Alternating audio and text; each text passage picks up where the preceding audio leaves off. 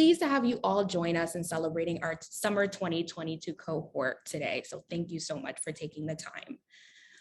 While we don't have extended time for introductions, I do invite our audience to introduce themselves in the chat by adding their name, affiliation, and who they're here to support.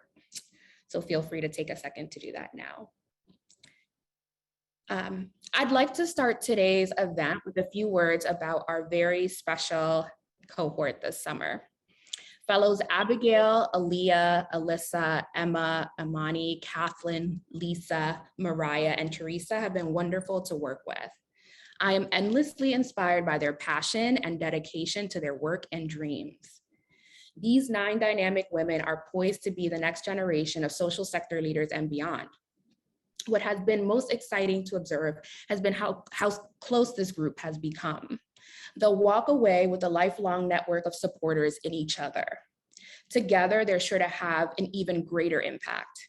Fellows, thank you for your hard work, your eagerness, your openness, and everything that you taught me this summer.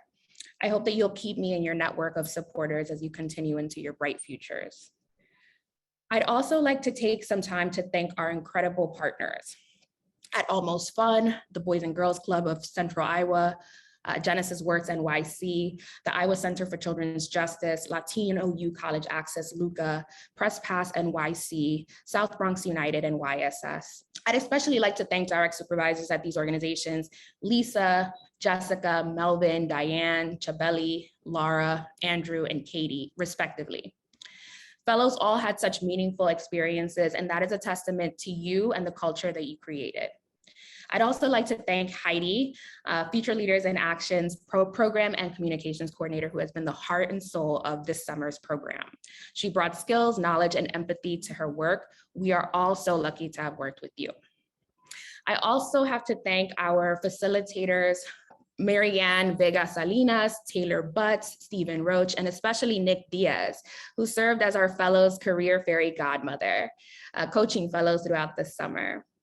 We also had great panelists, including Cielo Villa, the CEO of Road to Uni, Allison Schillingford, of Navigate the Maze to Achievement, as well as Summer 22 Direct Supervisor and Founder and Executive Director of Press Pass NYC, Laura Bergen. In addition to alumni panelists, Asalia Arauz, Denisha Renovales, and Diamond Black, who all serve on our Alumni Advisory Committee, and graciously helped to plan a virtual social for our fellows late last month. Finally, I'd like to thank our board of directors for helping to make this summer possible, especially our board chair and FLIA founder, Kirsten Abel, who took time to meet our fellows during a very busy summer for her. Thank you all. Today, you will hear from our fellows as they share about their journeys to FLIA, their fellowship experiences, and plans for life after the fellowship. We will place a final schedule of the presentations in the chat for your reference. We understand if you can't stay for the entire event, but we feel privileged to share space with you for as long as we can have you. Please note that we will have a couple of minutes between presentations to allow for the audience to ask questions or offer feedback to our fellows. Thank you guys again for being part of our FLIA community. And with that, I want to pass it over to Heidi, who will help to move our event along today. Thank you so much again, Millie. I am so grateful to have had the opportunity to work with our 9 fellows this summer and be a part of their budding careers. I've loved getting to know each and every one of them individually, and I'm so excited to see them continue to grow as leaders and grow with them. So I'm sure we can all share the same sentiment in having benefited immensely from having a strong support system and mentors throughout our lives. And I want to give a massive shout out to Millie for being my mentor throughout my time working at FLIA. I couldn't have done it without your continued support and guidance. So thank you so much for being that person for me. With that being said, thank you all again for joining us today. It's so great to be able to put a face to the name after having been in communications through email this summer. So I will be introducing each of our fellows as they present today, and we'll leave about 5 minutes at the end of each presentation for questions and comments. That being said, I'd like to introduce our first fellow, Kathlyn Wagner. So Kathlyn worked with our partner, Boys and Girls Club of Central Iowa this summer as a Feeding the Future Project Fellow. She lives in Des Moines, Iowa, but is actually currently getting settled in her new home for the next year in Taiwan, where she will be working as an English teaching assistant as a Fulbright scholar.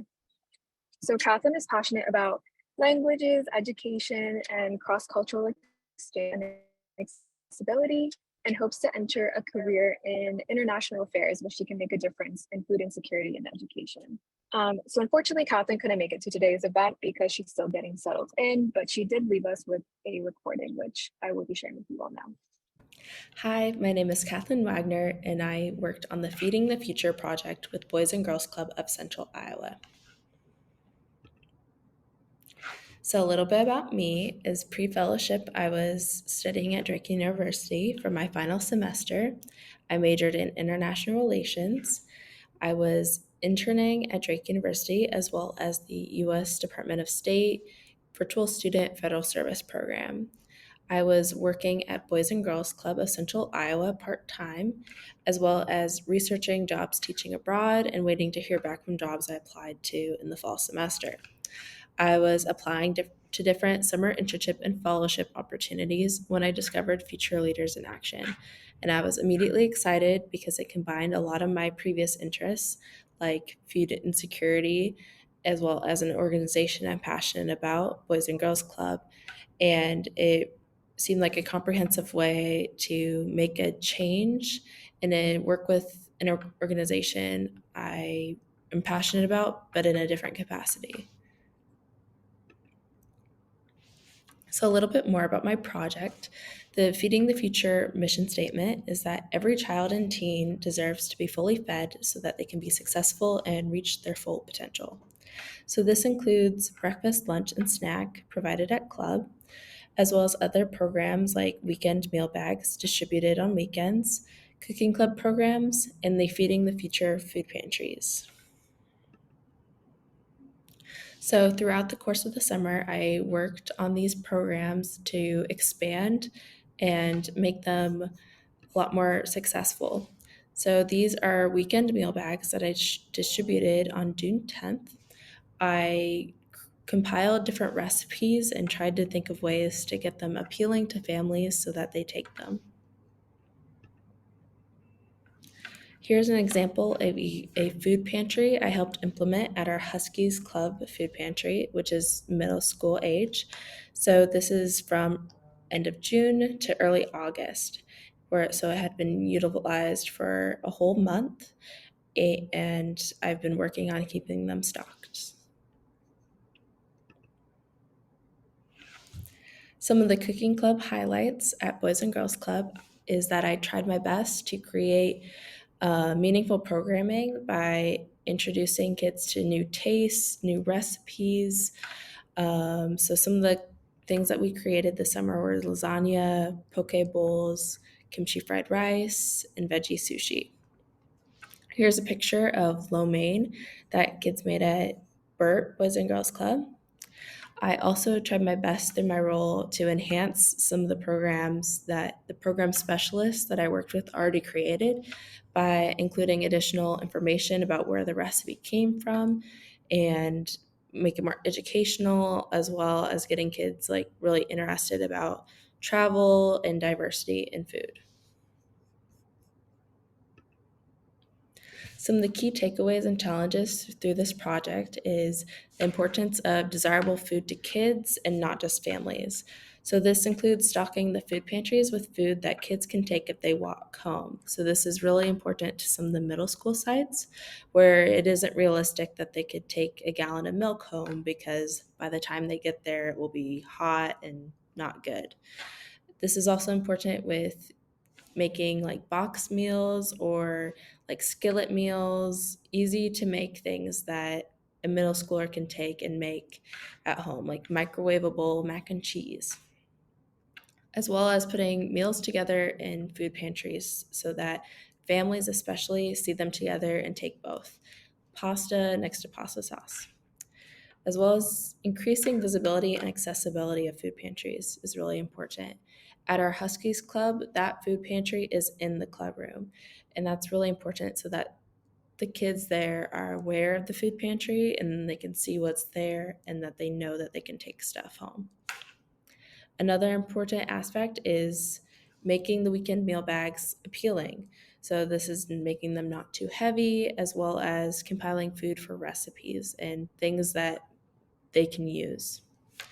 Another important aspect is the importance of hygiene items in food pantries. Things like menstrual products, deodorant, shampoo are all very expensive items. Another aspect is the Food Bank of Iowa also has diapers available for ordering. So one of the club sites, we discovered a lot of the kids, they had younger siblings that those could be used for. So we started bringing diapers to that club site for those kids to take home.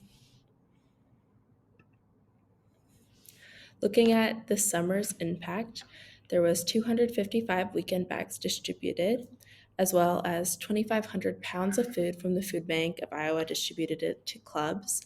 And this is including the weekend meal bags, as well as other programs that these clubs utilize, that for cooking club, snack.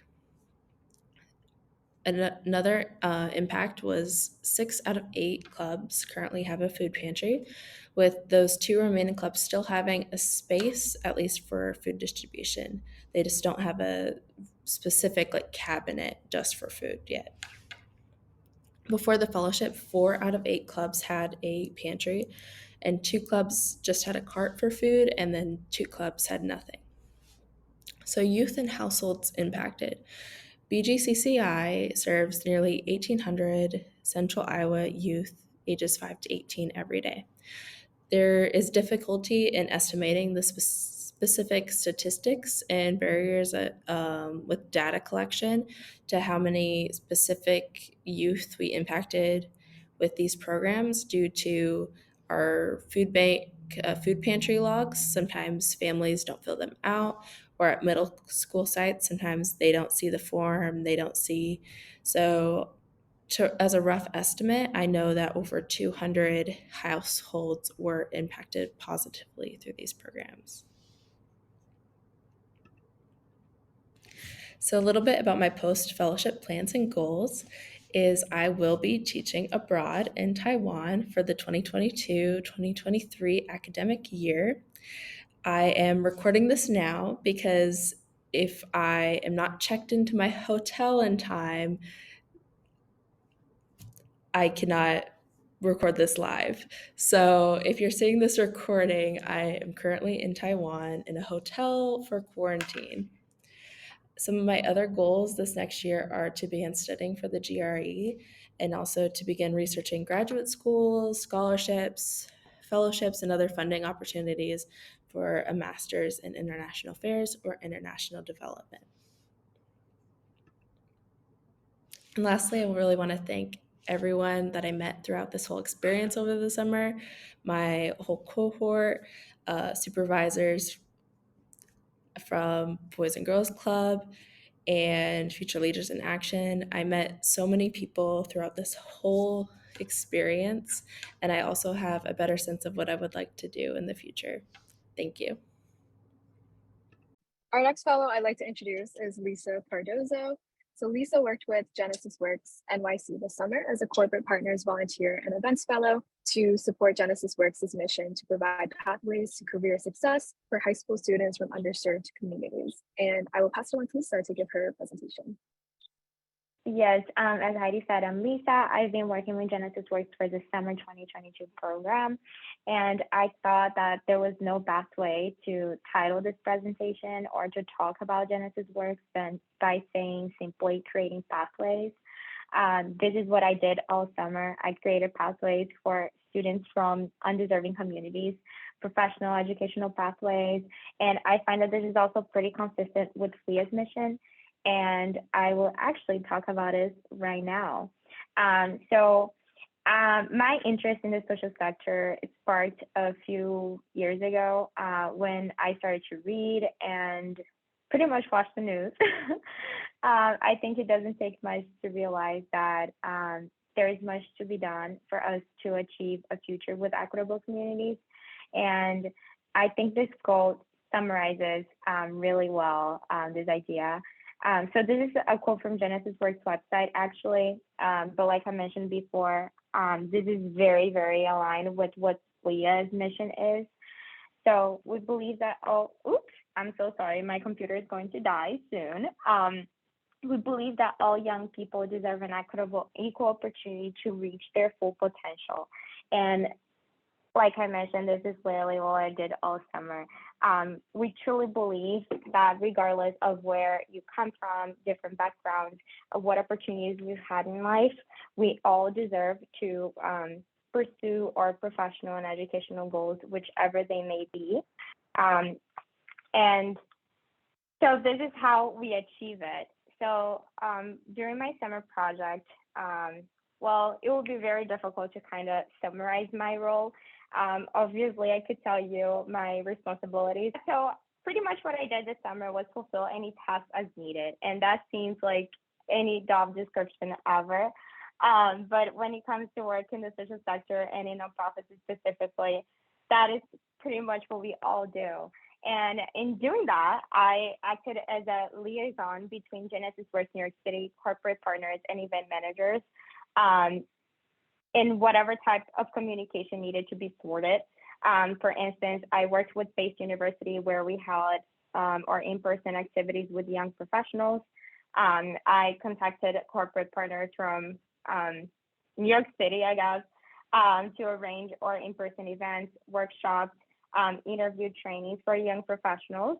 And on that matter, I also supervised and connected with young professionals over the summer program at Genesys Works.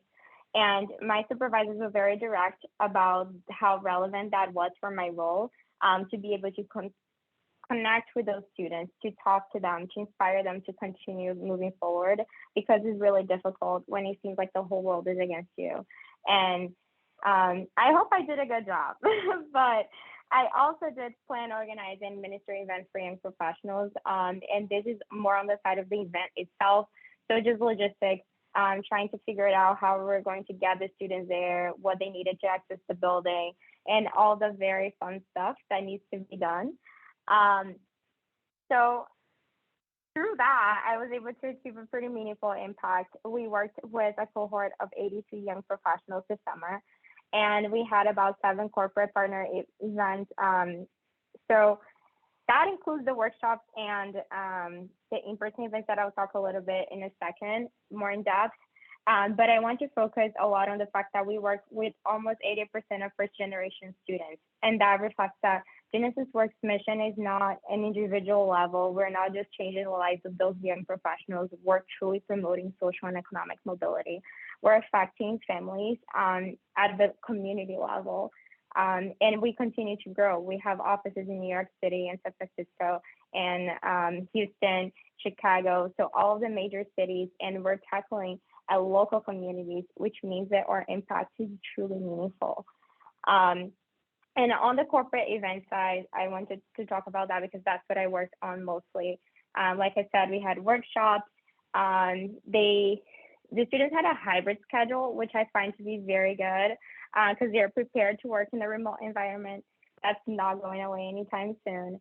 But we also had a pretty fun interview training day in which they were able to talk to volunteers who work at Suho, MCU, JP Morgan about what makes a good interview so they can prepare themselves for when they are interviewing. And I have a few pictures here. And I want to remind you guys that this is summer. So those students, they are junior, senior students in high school. They took time in their vacation, in their summer to study, to improve their skills, to work on their professional path. So this reflects the level of commitment that those 17-year-olds have toward their own future.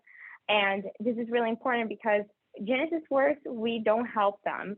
We are creating opportunities so they are able to help themselves, and they take this very seriously. I saw it firsthand. They're dressed up, as you can see. They're in an office environment, and they're 17. And I wasn't in an office environment when I was 17. I wasn't doing anything even remotely close. And I can't even imagine the pressure and the drive that you have to put yourself in this position. And our classes start at 8 in the morning. So they truly, truly, truly want to achieve a really good future for them. And I hope they do. And I feel like the best way to end this is by saying that let's create a more equitable future for all together. It's just what we have to do. It's pretty self-explanatory. I hope that those pictures inspire you all like you did me. So yes, I hope we can all create a more equitable future together. Lisa, was there anything about your experience at Genesys Works NYC that surprised you that you weren't expecting? Honestly, the students. The students were my biggest surprise because I imagine myself if I were in their position as a high school student, sure, I'll sign up.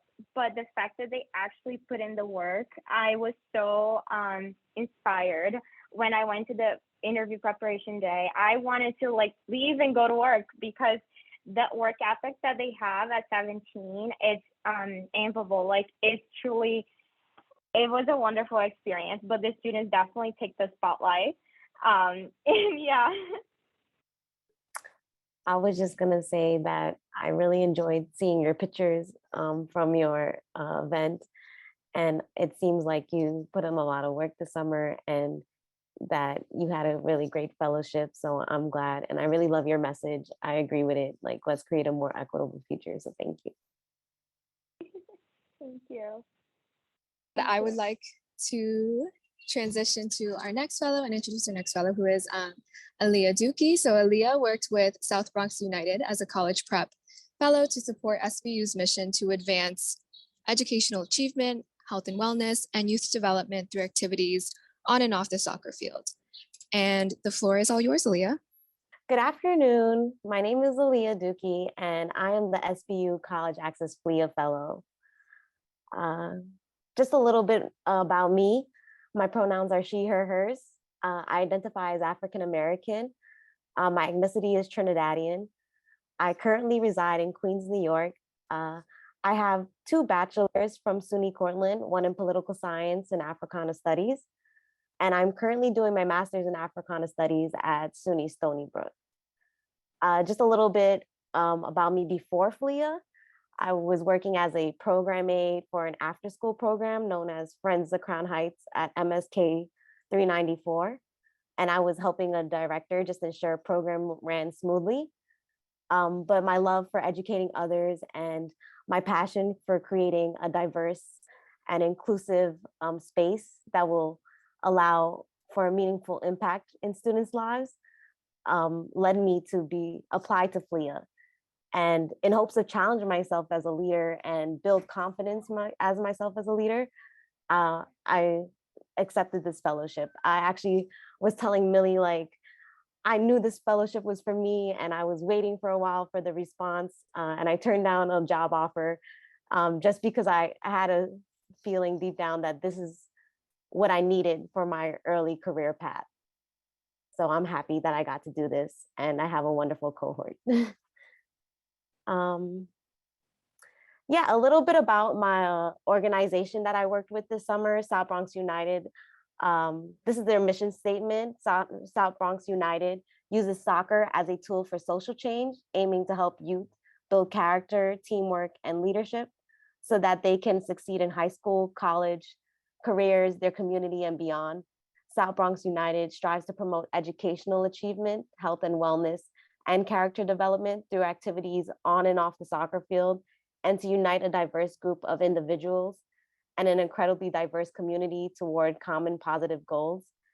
And I know that's a lot to put into a mission statement. And if you personally haven't been with the organization before, I would just say, like, just stepping into this organization for a day, you really see that mission come into play no matter what they're doing. Yes, soccer is a big part of this organization, and they get the students from the love of soccer, but they really ensure that these students have foundational skills for the rest of their lives, and whether it be school, whether it be outside of school, just making sure that they are overall well-rounded individuals. And I see that through everything that South Bronx has United does. And I'll talk a little bit more as I go on about my project details.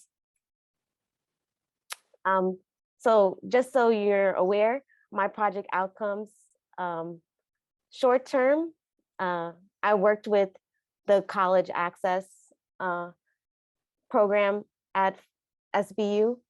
And basically, I was hired on to ensure that the students and families of the upcoming seniors, the rising seniors of the class of 2023, have the knowledge and know what to expect for the process coming this fall, whether it be applying to college or financial aid, and just meeting with those students one-on-one and getting getting an idea of what they expect and what their plans for college are. Also, I had to collect necessary documents and information that will be on the college application and the FAFSA process, the financial aid process, and just making sure that those are secure and put away for confidential use. And long-term, after the FLIA fellowship, of course, coming this fall, I want 100% of the students to have completed a minimum of 6 college applications, not just one. I want them to have options. So 6 is the minimum, of course. These are basically like all the activities that I've kind of taken part in during the summer. We have the main activities for South Bronx United, and that was meeting with all of the students, their parent and student, for like about 1 to 2 hours, discussing, college applications, what to expect, collecting all that information I talked about, collecting and scanning the birth certificates, the passports, the tax forms, reassuring to the parents that this is confidential, that I'm uploading it to their folders that I've created, collecting transcripts and making sure that they're on the track for graduation, evaluating that transcripts and making sure they have the regents that they need. Another task that I've also been working on was updating the Salesforce list, develop a tracker, which has all the students, and, making sure that I'm updating that, and during the meetings, making sure that they have the surveys. Yeah, a lot of my summer involved a lot of outreach, making sure that we get the documents in that is needed. I also included other activities that I worked with with my partner organization.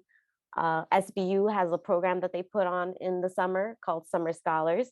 And usually Jessica, my previous supervisor, she went on maternity leave, and she was letting me know that she does elective. So I also took on an elective as well called Game of Life, where I played games with the students that taught them life skills. I also did like outreach for other events that they were having at the beginning of my fellowship, the graduation celebration, which really motivated me to get this fellowship done, because I saw from the last senior class that a lot of students were getting into these colleges and how happy they were, and their families were so excited. I also did outreach for the SBU end of year barbecue, which is like an award ceremony as well. And everybody from SBU, whether it be the middle schoolers, the younger kids, and their families come out. So that was amazing. And working with the Posse nominees, Rising Seniors. Posse is another organization that allows for seniors to get a full ride to certain colleges. So we have some nominees that I've been working with as well. And then of course my FLIA obligations, which is creating an action plan, making sure I'm on top of that, writing my blog posts, completing this presentation, on our weekly workshops and updates and check-ins. I think with all that being said, it's important to discuss the obstacles that I ran into through this fellowship that has also taught me what to be aware about and how to overcome them in the future. And this might be helpful for others. With outreach, sending reminders has helped me. And when you don't get responses, I know it's okay to ask your staff and your fellow members to help you out. So I'm really glad for that support. Another obstacle is students who don't want to or are unmotivated or lack resources may be an issue. So just making them aware of what is available and why this is required has helped combat that issue. Another issue that I ran into is language barriers. A lot of students at SBU speak Spanish, and unfortunately I'm not bilingual, but and I don't have access to a translator, but using staff as translators or the students who come with their parents as translators has helped. I also definitely try to be aware of my body language and tone when I'm speaking to somebody who I know English is not the first language. Scheduling has been an issue. We have had some reschedules, but I haven't had a lot of problems as I expected. I thought it was going to be much more. So I'm just happy and just know that outreach and reminders are key. You know, we also space, SBU is supposed to, they finally have their office up and running, but that was a little challenging at the beginning of the summer when we wasn't too sure about when the office would be available. And then of course, internet problems. Sometimes that just happens and we're just being aware of it. And of course, I have to admit, like during the summer, I got COVID, and unfortunately that's still around, and still being aware of just any sicknesses that may arise, and just knowing that, again, you have support and staff that will help you out whenever you can't. So yeah, those are just some obstacles to be aware about. But overall, despite the obstacles, despite everything, we did make an impact. I met with, I have 2 more meetings this week. So all in all, I've met with 26 students from the SBU Academy. Lynn and Bridget, my other SBU staff that I have been working with, have been in contact with some unresponsive seniors and has offered to help meet with those seniors. I also did outreach for the events to 6 Global Youth League students, which is another program that SBU has. So I've also been in contact with those students. And then for my summer scholar program, the Game of Life electives, I worked with about 10 to 15 students, depending on the day, because some students don't always show up on time and it's only a 30-minute elective. But I feel like these students are more aware of what to expect when it comes to college. I made sure in my class, I did make an emphasis on college. So definitely made an impact there. And also I just want to give some thank yous. These are my inputs, the people, the staff that made it all possible to get my fellowship done and really grow. Firstly, SBU. I had 2 supervisors who felt confident enough to leave and follow their future endeavors and put me in charge of this project, but Andrew took over. So Jessica, Mario, and Andrew have been real great supervisors to me, really supportive. Lynn and Bridget, they have been such a supportive staff members too. They work on the academy side and have connections with the 11th graders. So they've been real help. Alyssa and Stanley was my mentors in my Game of Elective class. And basically all of SBU, the students, everybody here made my time so wonderful. I know I'm going over time, but real quick, FLIA, thank you, Millie, Heidi, Nick, all our workshop speakers and the alumni. They have really given me a lot of insight and professional development and personal development as well.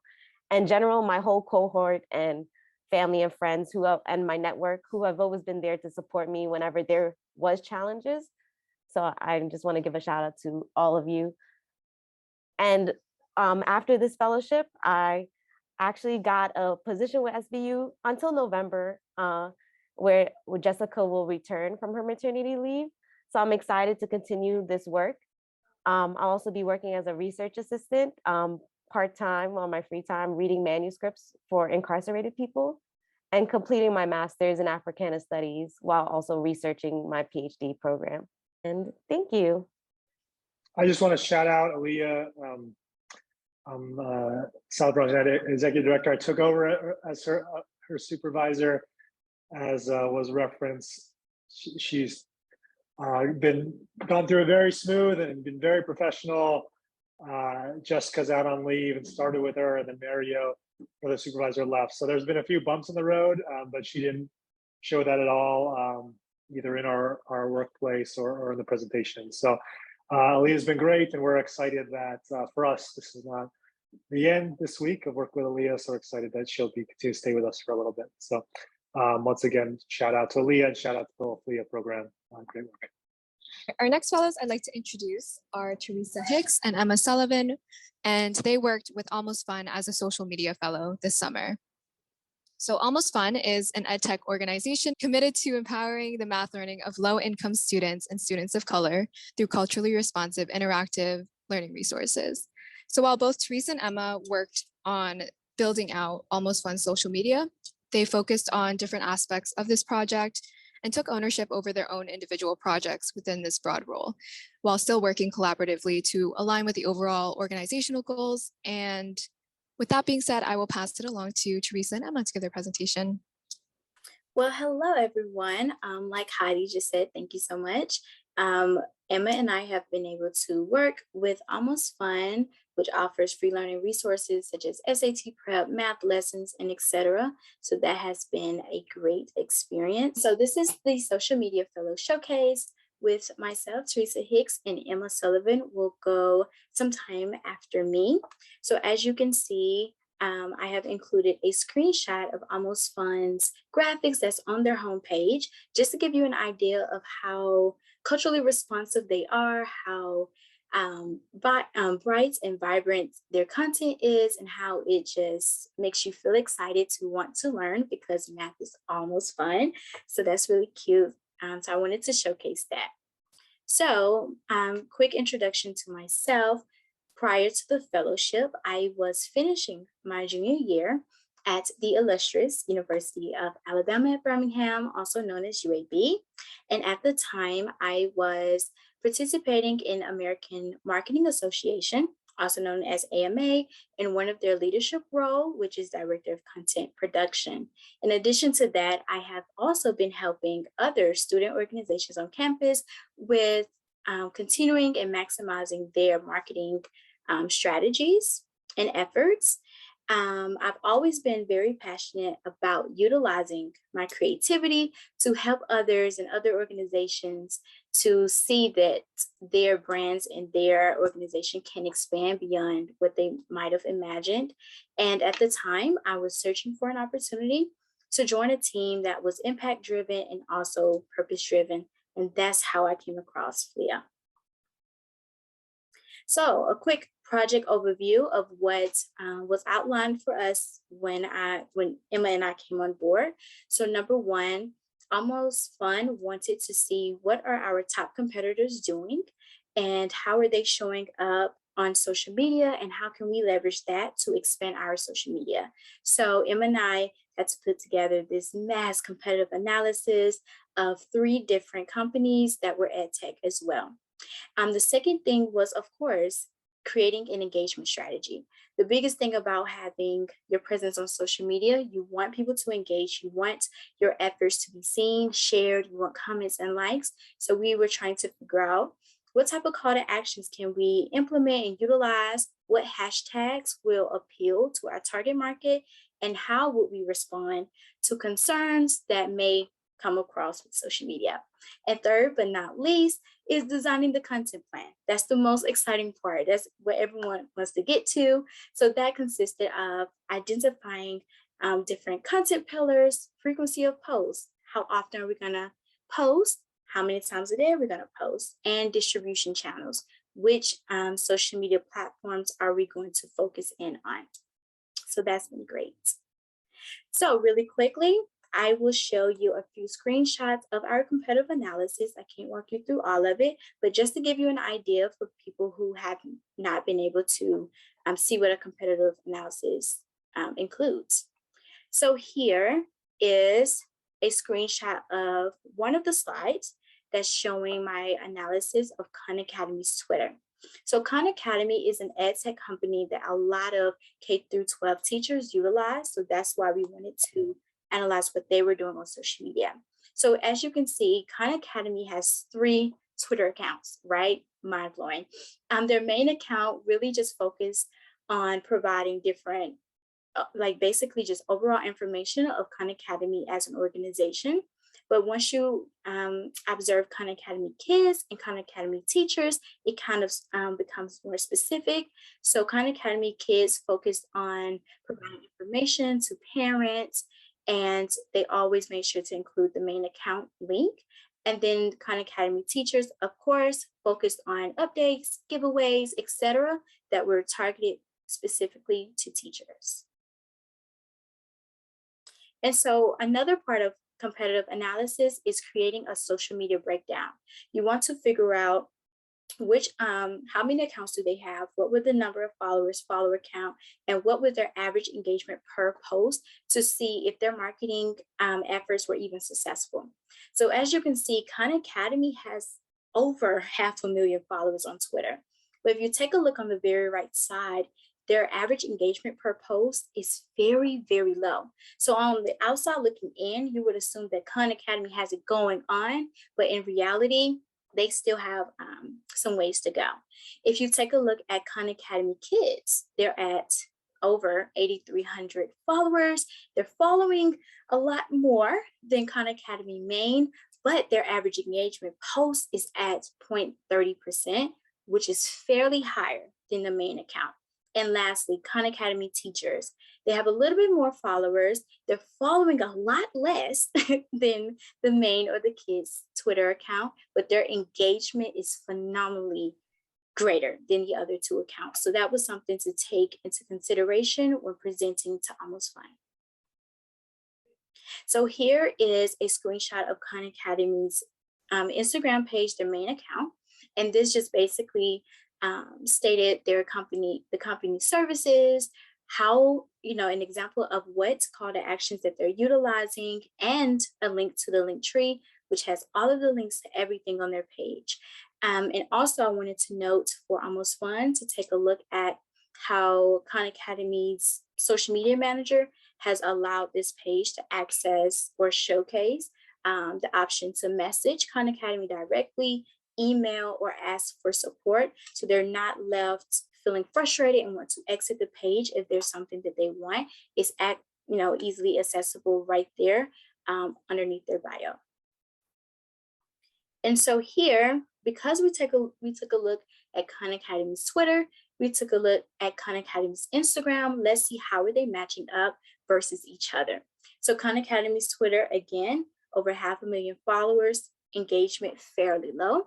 But Khan Academy's main Instagram has a lower follower count, but they're still doing phenomenally well versus Khan Academy's Twitter. So for Almost Fun, it just gives the assumption that Almost Fun may have a chance of being more successful on Instagram, but still doesn't give you the reason to not be, to have presence on Twitter.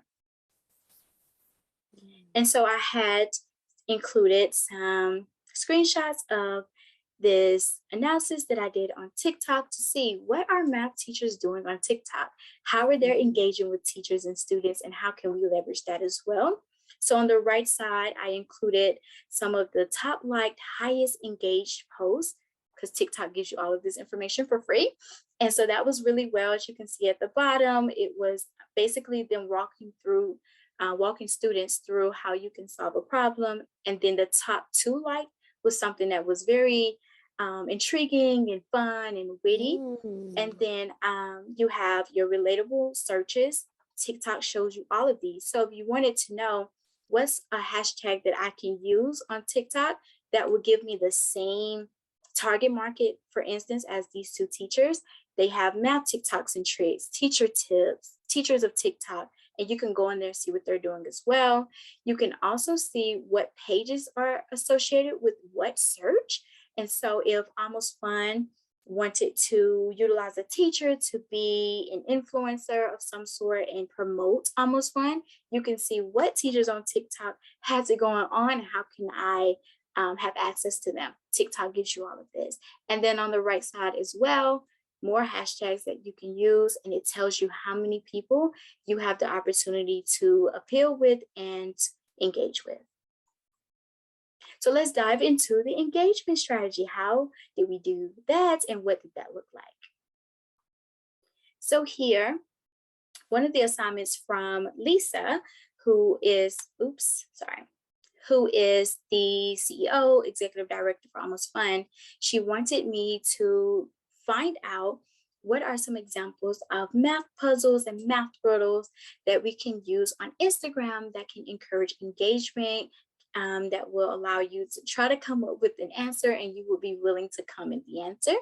So on the left side, this was a puzzle that's supposed to spark your problem-solving skills and stimulate your mind.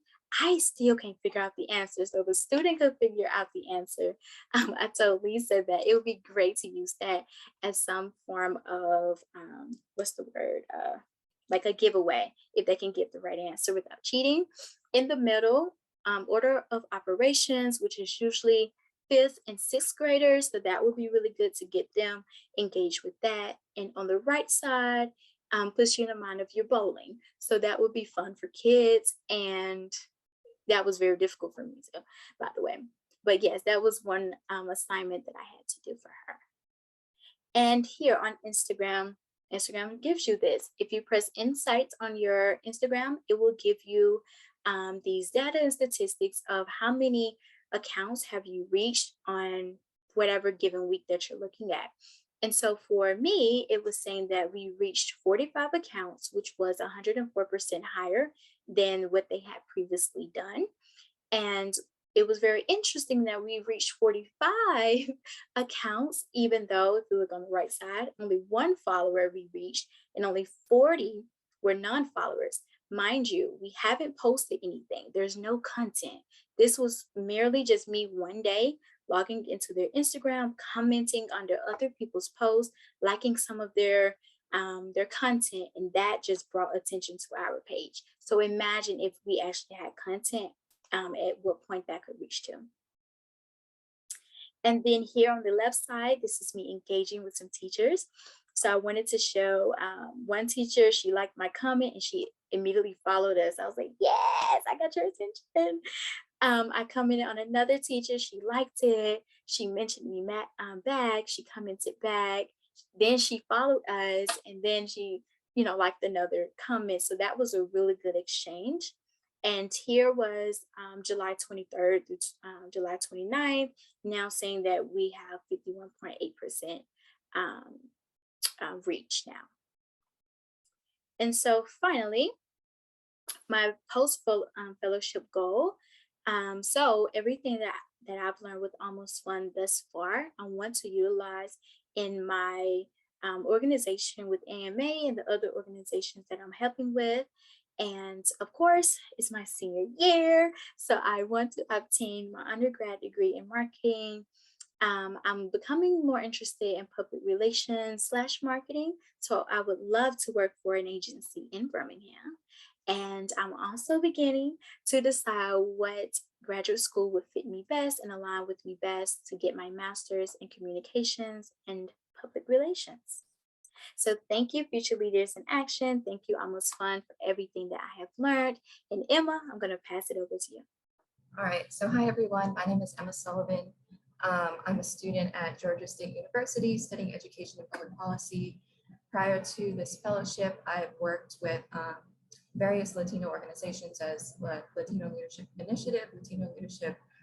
We're a leadership conference. I'm very passionate about the intersection of poverty and educational inequities, specifically in Latino communities. I grew up in a sanctuary city.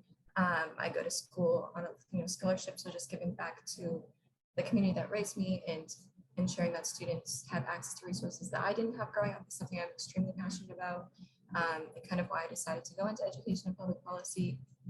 So I was actively searching for ways to utilize my background and my prior experience working with students and youth mentoring, and just kind of figuring out what I want to do. I knew I was interested in education and helping students, but not specifically teaching. So just learning about different opportunities.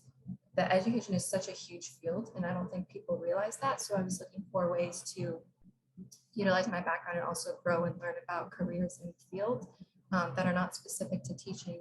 So that's when I found Almost Fun and Future Leaders in Action. I had said this at the retreat that I go on Indeed and I apply to like dozens of roles at once, and I wasn't expecting to hear anything back, and all it takes is that one yes. So I was so excited to join FLIA this summer as their social media fellow for Almost Fun. We had a really amazing time and a great team to support us. And I'm leaving feeling really fulfilled and that we did some really amazing work. So I'm going to jump right into my presentation. So as Teresa mentioned, we both worked as co-fellows for Almost Fun. She gave a little overview of our mission statement, which is to empower math learning for low-income students and students of color through culturally responsive, interactive math learning resources that build conceptual mastery of skills and relieve math anxiety. So we have a few statistics here that only 30% of students show proficiency in math by the 8th grade. And this falls for 17% of low-income students and students of color, making up the majority. So our key deliverables for Almost Fun, as she mentioned, were delivering a competitive analysis, researching resources, creating a strategic plan, and implementing our engagement ideas. So all of this was surrounding our mission statement, focusing on reaching low-income students and students of color, as well as educators in urban areas. So this is kind of our task for the entire summer. So at the beginning of our fellowship, we started with our competitive analysis. This was our first task that Alyssa gave us to research and break down other EdTech social media strategies. EdTech, as we mentioned, is a relatively new, industry that it has been around for a while, but people are kind of more just learning about it specifically through social media. A lot of EdTech companies don't have a presence on social media, or if they do, it's not as large as you would expect it to be. Where some Khan Academy has been around 20 years, Brain Pop been around similar time, but they've only started doing social media in the past five years or so. So just examining our competitors' features, their market shares, the culture of these other competitors, and then of course, customer interaction and reviews. So we put all of this together, utilizing the engagement data to create overall company breakdowns. And this was a pretty lengthy task. We had a 96-slide competitive analysis that we presented right around our first or second week of the fellowship. So that took up a bulk of our time, but really laid the foundation for what we were going to do this summer. So it was a lot of really helpful information. Then our next task that I was specifically given, we were kind of separated at this point. Teresa went more Instagram, I went more Twitter. So I began, kind of looking into everything Twitter. I was doing Twitter tracking, organization of followings for teachers, school, math influencers, organization. We had an emphasis on searching out women in, BIPOC, LGBTQ, math affiliates, all of these people that kind of fell within the mission statement. We were identifying them on Twitter, and it's not a super easy task. So there was a lot of time where I had a lot of dead ends, putting in different keywords, kind of identifying where to find these people, this little niche of STEM influencers to highlight. So putting all of this information on a spreadsheet made it for easy access for me and also for my team, so we can kind of see everything that we sought out and have it all laid out in front of us. So as you can see, I included some screenshots. We have all kinds of spreadsheets. Spreadsheets were kind of my best friends this summer. We had all of our holidays listed out. These were for potential content that we want to highlight over the next year. We have Hispanic Heritage Month. We have all of the other Heritage Months. We have it in bold, and then we have other cultural and just fun holidays we want to highlight that kind of go with our brand values of, being fun and a topic that may not always be fun, but kind of, reducing math anxiety through ways that students can understand. So we have some other holidays like Trivia Day, Puzzle Day, and just finding ways to highlight this to grab student and teacher attention. So I began by researching and creating a list of 20 important Heritage Months and holidays, and we narrowed it down. Me and Lisa went through it and narrowed the ones that were most important to her, most important to us and our team. So those are the ones that we wanted to highlight, and we have those listed here, as well as we have some birthdays in STEM.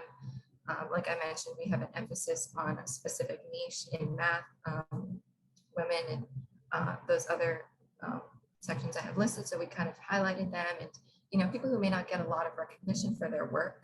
We have them listed and we want to highlight them for various days. So we started to put together a list. So we have it for easy access when the time rolls around. We have all the information laid out in front of us. And this kind of goes for our birthdays and our other ways to post. So putting together a little content roadmap for the next year. Then going into this kind of made our content calendar. So using all of the information I had on the last slide, we put it together, me and Teresa, into a content calendar separated for Twitter and Instagram. So I included some screenshots of us presenting this in our social media meeting. We have everything blocked out on a week by week calendar. So we formulated that 12-month mock calendar to put into implementation for social media platform posting on various platforms. Through there, we included and identified specific posting times through our original competitive analysis. We have our trends and our time zone information. So kind of researching ways to figure out when they have the highest engagement based on East Coast, West Coast, and our international students as well, by designing and highlighting the specific content that we identified. So we have our heritage months, our cultural posts, our fun posts. So having all of this and putting it together into an actual strategic plan to implement was really important. So we separated this, created the pattern so it's easy to, use week by week. We kind of have Monday, Wednesday, Friday, we have a post and that will repeat weekly. So putting it together with different content, really laying that roadmap so we're prepared to make posts. Going into other roles within Almost Fun, we also participated in our weekly stand-up discussions, which for me were one of my favorite parts of the fellowship. So our team, we have about a team of 9 people, and each week we switched. So someone would pick an article relating to math, and we would all read it and then go over it together on our Wednesday meeting. So here are some of the articles that we picked: redefining math education, math being personal, grade level expectations. We had other articles I didn't include screenshots of about gaming, and, COVID and how that affected math. The one down here is the one I picked. I mentioned, if you know me, you know that I'm not really a math person. I mentioned, I've never gotten above a B in my life in math. I actually, when I moved states and we talked about this, I ended up failing math because I had to retake the class. I wasn't prepared, and teachers weren't prepared to have different standards of math based on states. So we talked about that, breaking down our own personal experiences with math. So I always said I was an English person and I was looking for ways to kind of combine the two. So I found a really neat article, how quantitative literacy and text comparison in English class kind of go together. So it was kind of finding something that went with our own interests, but it went with the entire culture of the organization that we could all discuss and talk about together. So you could really see everyone's individual personality and the values that are really important to them in the articles they picked. And it was a really great bonding time. And, we were very open with each other, and a lot of personal experiences were shared. And it was just a really great way to bond with our team. So I really enjoyed our stand-up discussions and talking with everyone about their articles. Going into Twitter follower count, like I said, I was tasked with Twitter. Our Twitter follower count grew 56% compared to the beginning of the fellowship. So I was really proud of those numbers. We started about 132 followers, ended at 205. And I don't want to say ended because the fellowship isn't over, and I'm very competitive. So I want to try and see how high I can get this number before I leave.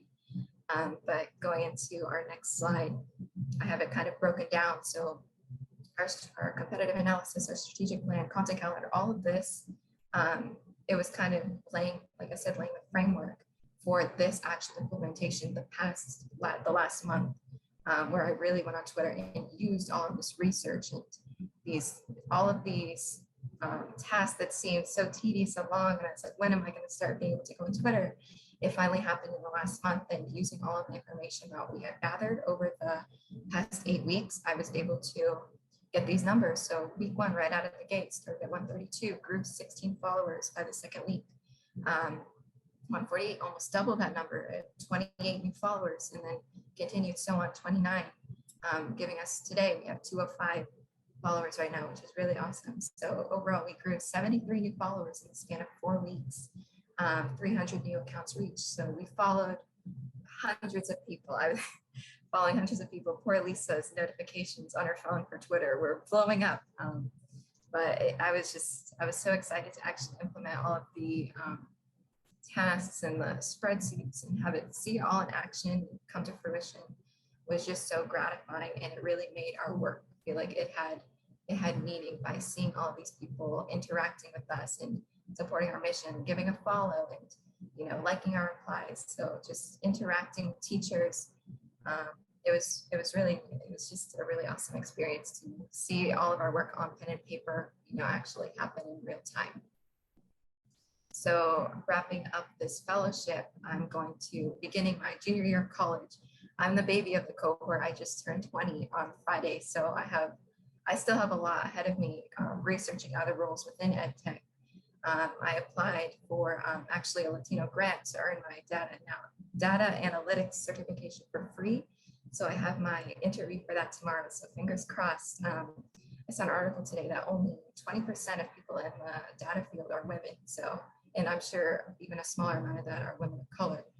So just really excited with, Latino background. So just kind of, boosting those numbers a little, doing my part. I think before this fellowship, I wasn't really interested in the technical side, but working with Lisa and Greg and our team and just kind of learning more about the data side and the technical side, I really liked it. So it kind of redirected me a little to, data analytics and, data science. So it's something I'm really interested in that I wasn't expecting when I started this fellowship. Also narrowing down my graduate school programs. I have included here my vision board I created on our first day of the fellowship. You can see Harvard, my dream school with Alliyah. So, we're going to be together at Harvard. That's our goal. And just other quotes and inspiration for me that, kind of led me through this fellowship and reflecting on it now. I know we have our workshop on Friday to go over that, which I didn't even know that's what we were doing, and I included on this presentation. So it's really awesome to see my LinkedIn as well. Shout out to Nick, who, did an awesome job working with me. Really appreciate that. So I reached my 500 plus connections. I can finally say I have the little 500 plus connections tab. So I'm really proud of that. So continue networking and growing, working through EdTech, getting my junior year of college, going to start doing my student teaching. I talked about this to so many people. There isn't a lot of emphasis on tech when you're doing education. It's more focused on teaching and content curriculum, but I have this newfound information of EdTech and seeing the technology and how it's made. So I think that'll be really insightful for me when I start going to the classroom. I've worked as a substitute teacher since I was 18, but having all of this new information that I learned in this fellowship, I think is going to be really helpful to me and to the other students that I'll be working with. So I'm just really excited to have participated in this fellowship, and I'm going to end it here for Teresa and I's fellowship presentation, the long-term impact of our project. As we mentioned, EdTech still relatively new field. Our motto that we kind of came up with like the first week was just breaking ground. Like I said, there are a lot of dead ends because no one has really done what we're doing before. So that kind of guided us through breaking ground. Like it doesn't matter if you don't see anyone else doing it because no one is doing it. It's just us.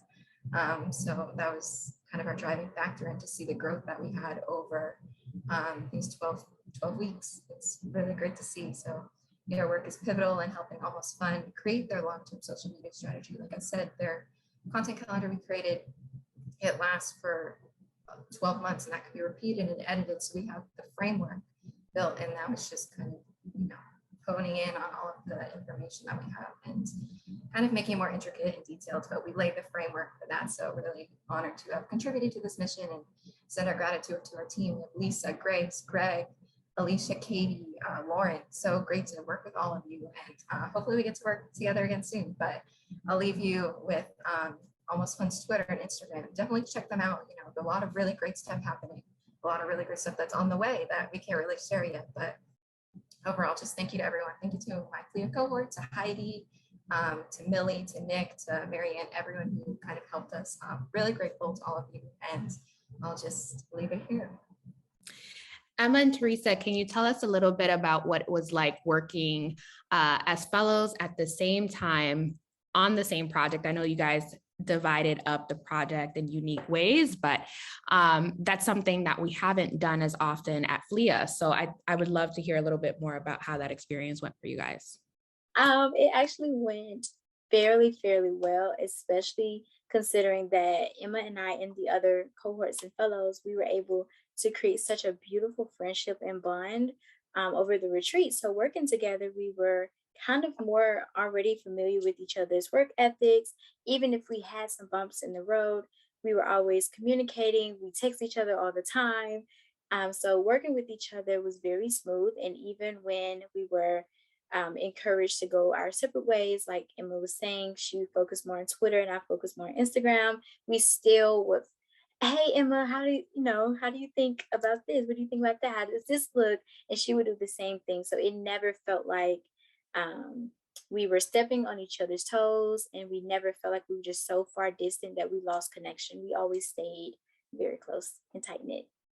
Now, Emma, what you have to say, girl? Say something. I think too, we were actually the only team, all the fellows that had their fellowship remote. So that kind of presented a new challenge. But I also think it worked really well because, it kind of went with the spirit of almost fun being tech based and, working with that remote challenge. I don't think I would have had it any other way because Teresa and I would always be calling random FaceTimes like, hey, just so we make sure we're working like outside of hours at like 7 o'clock at night, just because we had such a good friendship. We were just talking about our day and what we worked on. So we were always, even if our projects weren't aligned, we were always checking in and just making sure that we were all okay and on the right track. And if anything that we could have done to support each other, I think it was so awesome. And to have each other to lean on as co-fellows was really great. So I'm just so happy we were able to do it as a team. Thank you for sharing that. That's really exciting to hear. I just wanted to say thank you. I'm Lisa. I had the privilege of supervising Emma and Teresa this summer, and we learned so much from both of you. I think that your very fresh and genuine voices on our social media were a surprise to a lot of the teachers who are engaging with us of, oh my God, this is not just another corporate ed tech brand, but there are real people behind this org that care, that are willing to engage with us. And it set such a good precedent for us to continue that engagement. And I'm just so excited to continue implementing everything that you've set up for us, to continue growing our following, building our community. And it's all work that you set the foundation for. So thank you again. Okay, well, we will move right along. So our next fellow I'd like to introduce is Myriah Martin, where she worked as a student newspaper editor, bootcamp project fellow at Press Pass, New York City. And Press Pass NYC is working to amplify student voices and inspire civic leadership through school journalism, specifically by helping schools start and sustain student newspaper programs. So I will pass it along to Myriah to give her next presentation. So yes, my final presentation. My name is Myriah. I am a cultural arts advocate. I'm an activist and a BIPOC teaching artist based out of New York. As Heidi already said, I worked with Press Pass NYC this summer. And a short summary of what the program this summer was about. We had 25 students from New York City Public Schools were nominated for a student fellowship sponsored by Press Pass. And the student journalists were asked to attend a student editor boot camp, which consists of a 1 week long in-person program, which was completely free for the students, that included guest journalists and editors from around the city. And it helps train these students to become teen editors in their school newspapers, starting in the new school year in 2022 to 2023. And then they will continue in the fellowship until the spring of 2023. So as a fellow, I served as the boot camp director, collaborating with Student Advisory Committee and other organizations to help implement the program in early August, and then follow up with evaluations and recommendations. Its impact, Press Pass offers, as Heidi said, free resources to students who are in this New York City public school education, who do not have the access to journalism programming in their schools. So we help to Press Pass functions as a bridge to help those public schools seek support to start those programming. We connect the teacher advisors with Baruch College so that they do their high school newspaper training program, and then the students who will be helping those teachers advisors will come to us for a boot camp. So for this cohort, this is our inaugural boot camps. This is the very first one Press Pass has ever had. This is their first year being incorporated, so this is a big thing. Within that, 7 student journalists from 6 different schools participated in the program, and they will be beginning to build their school newspaper in the fall. So that means that they had no school newspaper beforehand, and now these 7 students will be starting, along with their teacher advisor, a newspaper starting in the fall. So that's a big thing, because only 13% of New York City public schools have access to student journalism programs. So to have 6 more schools added to that list is monumental. 17 of the nominated 25 students attended our boot camp. So we nominated 25 students were nominated from their teachers. 17 decided to attend the boot camp this summer from 14 different schools around the city. So like I said, once again, 13%, and that's over 400 public schools. 13% have student journalism. So to have 14 represented is once again monumental. And attendance rate was at 71%. You'll see a little bit in the next slide. And then over the course of the boot camp, we collaborated with 4 mission-aligned organizations, including one college, a small liberal college in New York City called King's College, which our students attended on the last day of the program. Yes, 68% of the students that were nominated attended the program. 71% of students, that's attendance from August 1st to the 4th. 71% of the students attended the program every single day. 4 mission-aligned organizations, I'm really highlighting that, and over 200 pictures were taken during this boot camp. I mean, just about 200 pictures, like just under, maybe like 197, I want to say, like 196 to be precise. But the photos taken during the boot camp were the first set of photos. Right now, if you look on Press Pass's website, we're still kind of slowly building the website so that it can mirror the type of impact that we give to our students. Over the course of this boot camp, we were able to kind of take some photos with the students so that you can see the actual impact and how that can be used in whatever marketing material that they use moving forward. So Press Pass NYC, the goal, according to like the in welcome package, which I didn't realize this disparity until I did this final presentation, but the goal, according to the welcome package, was for the fellow to work with youth participants so that they can assume leadership roles in their school newspaper, and then which will contribute to Press Pass's long-term goals of implementing sustainable newspapers. My goal, however, like when I was doing my action plan, was to not only launch the bootcamp, but to create a development plan and strategic partnerships to propel Press Pass into the next year, and then launch Press Pass's New York City, Press Pass NYC's blog. So as you can see already from jump, there were already some gaps. Here are some photos from the week. If you can see, a lot of smiling faces. The kids were really happy. I haven't looked at some of the feedback forms. The program just ended on Friday, today's Monday, so I haven't really fully looked at all of them. We haven't had a lot of feedback. So I'm definitely looking forward to looking at that and using that in my final report. But here are some preliminary photos from the week. As you see here, some group photos. These are all the students that attended up here in the left-hand corner. Yeah. So end result.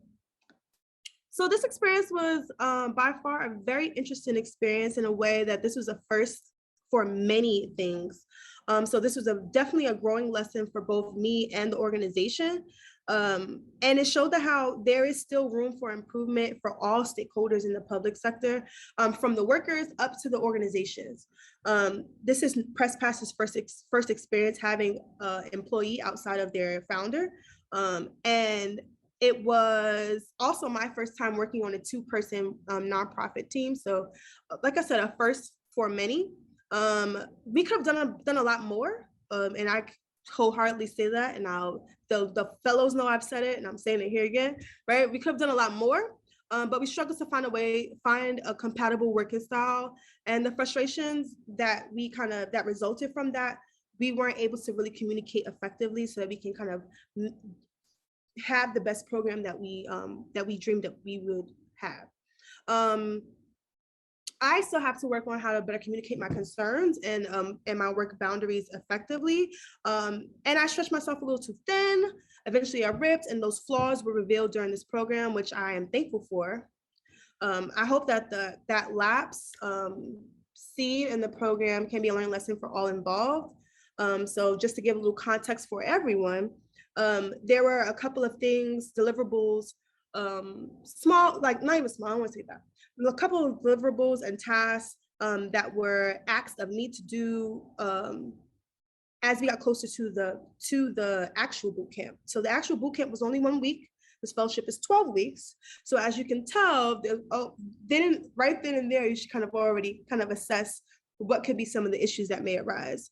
So as those we push closer to the boot camp, a lot of those frustrations kind of started to surface, and then now a lot of deliverables are being missed on my behalf, they were being missed. So that caused a couple of frustrations during the boot camp. And it did not cause us to have the end result that we had dreamed of, which was 100%, 100%, 100%, 100%. I am still proud at the fact that we got 68%. I'm still proud of the fact that we got 71% attendance rate. It's the first program, so that in of itself, yeah. But I do hope that the grace that I afforded could be applied and multiplied to future leaders who encounter the same problems. I stretch myself thin, as you can tell right now. I'm actually at my actual job and doing this meeting. So as you can see, I'm trying to juggle many things, and obviously some things get lost in translation. So just to give you some context as to what was missed, my partner organization's goal expectation was not aligned with my personal goal. As you can see, as the slides coupled before. So as the bootcamp progressed, like I said, the disconnect of those goals and expectations surfaced and struggled to be communicated. So the initial goal was for students was a student focus and primarily planning and executing the bootcamp, but in practice, the role was organizationally focused. So instead of it being more towards making sure the students were kind of built up and ready for the boot camp, it became a position that kind of encompassed the whole organization, which of course can cause some issues. Be it that I will be returning back to the classroom in the fall, so like I am a full-time teacher. My initial plan for continuing to work with PressPass has kind of altered, and I began to focus on solidifying the organization as a whole, which would create a more sustainable organization without me. So I have so the things in green right now are the things that have already been completed. The things in red have not, so that you can see what was and what wasn't. PressPass does have a comprehensive list of volunteers. We have volunteers from Penn America. We have volunteers from King's College. We have volunteers from the New York Association of Black Journalists. We had Walsh. We had New York Times represented. We had the Bell. So we had tons of organizations that were allowing their works to come and volunteer, and they showed out in great numbers and really imparted into our students. My goal was to have 25 students participated with completed feedback forms. Unfortunately, only 17 students participated, and we're still collecting feedback forms. I anticipate to have like a four monthly newsletters for PressPass. That was not done. As in red, so it was not completed. I have 15 client testimonials to be received from the feedback form, so we're still processing those. And my goal was to have 40 photos for social media, and then we ended up having just about 200 photos that can be used for marketing material, for social media, and all of those things. So some of my recommendations that I have for the fellow coming after me was that to instill like a strong professional environment prior to any programming. So that means making sure you have your meeting agendas, make sure you have distinct business goals and paths to succeed in that goal. A lot of it was just conversational and just kind of working on how we worked. But I think that the fellow who's coming into this position needs to set up a very strict, distinct professional setting for themselves and the organization. Create a professional norm for engagement, meaning that means communication, ways of communication. That means systems to engage in courageous conversations, all of those things that need to be set up so that you can have a safe professional environment.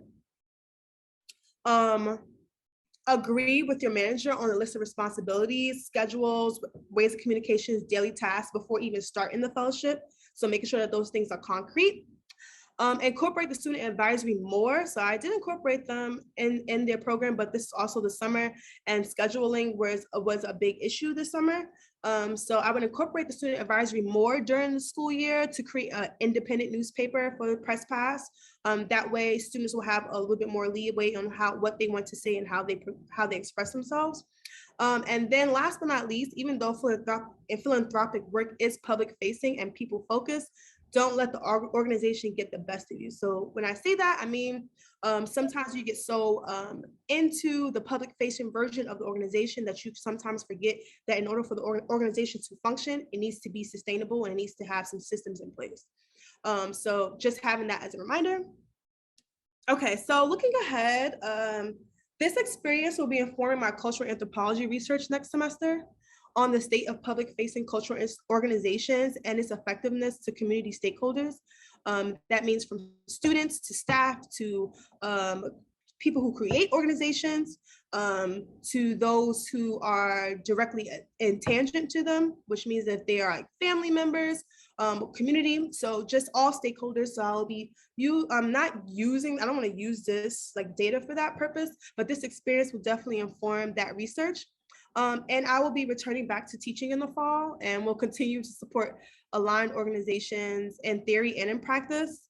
So I realized with this experience that I have been doing a lot of work in public facing organizations for a very long time. And now that I'm older and I have a little bit more weight under my belt, I want to focus on academic research, and so that we can create a more systemic change and assist organizations that are doing that work. So Student Press Law Center, PEN America, UNESCO, organizations along those lines who are doing like the policy work and the systemic change behind closed doors rather than the public facing version.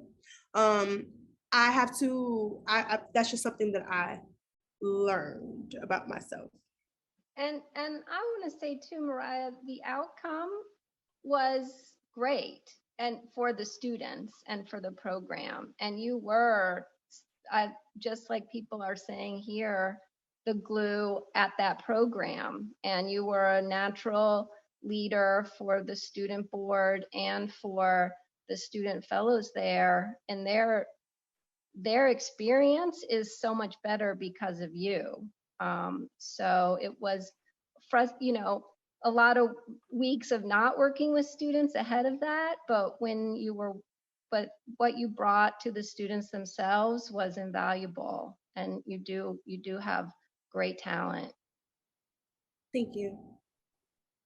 So the next fellow I'd like to introduce is Alyssa Rodriguez, who worked as a program evaluation fellow with YSS, which is a vast org with a lot of programs dedicated to helping kids, adolescents, young adults, and their families throughout every stage of childhood and beyond. And I'm sure Alyssa can cover more on those programs that they offer. I think there's like 30 plus or something. So a lot being covered at that org. So I will pass the floor to Alyssa. So yeah, as Heidi mentioned, I was a program evaluation fellow for YSS. YSS is a huge organization for Iowa, specifically Central Iowa. They do have I think around 45 individual programs that all fall under 5 different tracks or types of commitments. So my biggest thing was tracking their connections, and the general definition of their connections is just any intentional interaction that their staff has had that has brought in hope or opportunity for their clients. So their individual programs can track their connections in a variety of different calculations, which gets really crazy, which is why I'm here doing what I'm doing. So yeah, just a little bit about me first for pre-fellowship and during my fellowship. Pre-fellowship, I am a first-generation Latina student at Iowa State University. I was a junior before the fellowship. double majoring in political science and human development and family studies. And then I have a minor in public relations. I was working as a program assistant and an outreach educator for 2 different nonprofits in my community. And then I was active in student programming boards and various innovation programs, which is where the picture comes from. I'm just pitching for a competition. And then my intentions for applying for the fellowship, I just really wanted to make an impact somewhere. I was already kind of making an impact while working at the different nonprofits, but I wasn't getting to do a lot of project-based work. And I wanted to create some projects just for my own personal experience, but also to have for my professional portfolio. And then my role as the program evaluation fellow, I was tasked with recommending and creating a tracking model to track program outcomes in a way that is consistent with YSS's mission and their values. And then also recommend a way to sustain this model within the program since it is such a large program. And then assist YSS with other projects if time permits, which time did permit. So I did have the opportunity to create a different project as well. So my deliverables for this summer are I created a tracking model recommendation. I created a sustainability plan, not only to sustain the tracking recommendation, but to sustain in a different way if they choose to not follow through with the recommendation for, whatever kind of barriers. And then I also was able to create a public relations proposal for a campaign that they are going to be pursuing after I'm gone. So, sorry, I have to move you guys. For the tracking recommendation, the whole goal behind this was to find a platform or a different way where all of the data can be in one location so that the staff has access to it and they know how to input their data. Just a little bit of a background before my recommendation.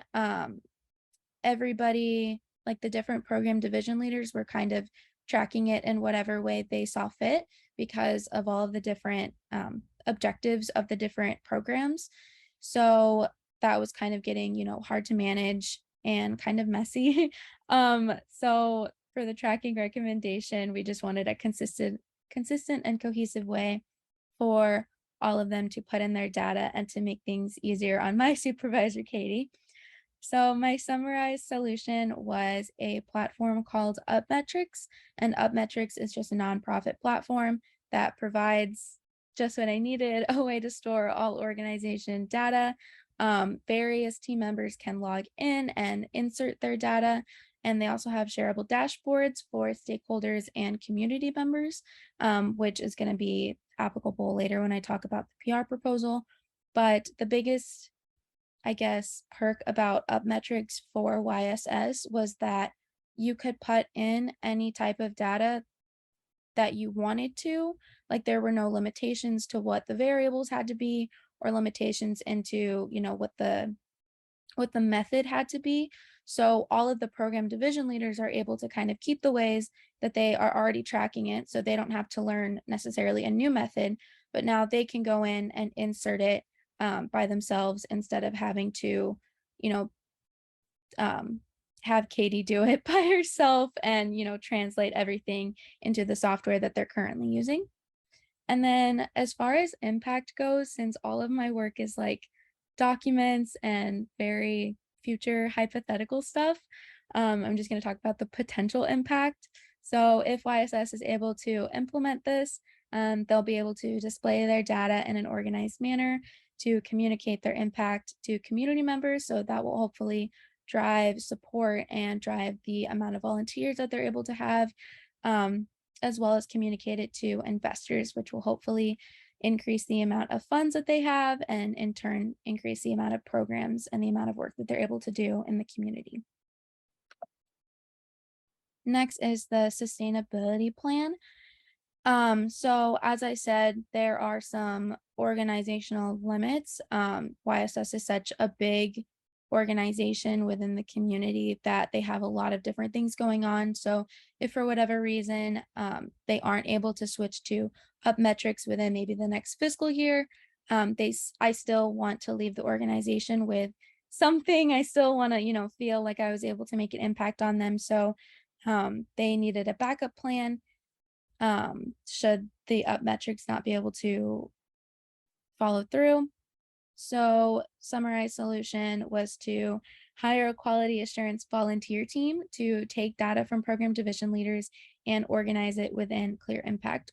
So Clear Impact is the current software that they use. It's the one that my supervisor, Katie, kind of has to take all of the data and all of the various ways that it's presented and put it into Clear Impact.